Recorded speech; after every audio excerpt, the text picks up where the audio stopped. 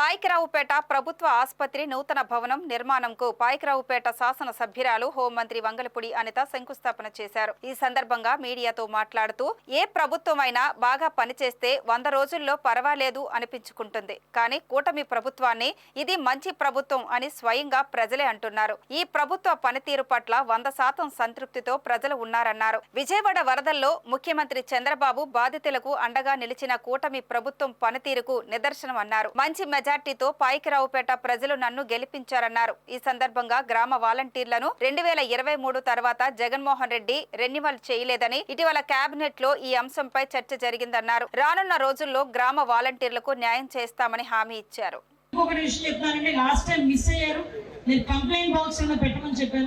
ఎక్కడో మిస్ అయ్యారు.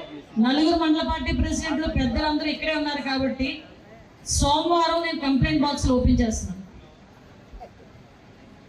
కంప్లైంట్ బాక్సులు నియోజకవర్గంలో అన్ని కంప్లైంట్ బాక్సులు ఒక దగ్గరికి తీసుకొస్తారు. ఒక దగ్గర నేను ఓపెన్ చేస్తాను. ప్రతి మండలానికి ఈ పాయకరావుపేట టౌన్కి 3 కంప్లైంట్ బాక్సులు పెట్టాడు. అదేవిధంగా రూరల్లో ఒక 3 కంప్లైంట్ బాక్సులు మేజర్ పంచాయతీల్లో పెట్టండి. ఇవి కాక నక్కపల్లి మండలంలోని కోటవరట్టులోని ఎస్రాయవరంలోని కూడా ఎక్కడెక్కడ పెట్టాలన్నది కూడా నేను చెప్తాను. ప్రతి 1 వీక్కి ఒకసారి ఆ కంప్లైంట్ బాక్స్ ఓపెన్ చేయాలి. కంప్లైంట్ బాక్సుల్లో ఎవరు ఏమి రాసినా కూడా బయటికి రాకూడదు. వాళ్ళ పేరు బయటికి రాకూడదు. ప్రైవసీ ఉండాలి. మీరు తీసుకున్నారా, వాళ్ళు ఏంటి సమస్య అనేది వాళ్ళ ఫోన్ నెంబర్ రాస్తారు.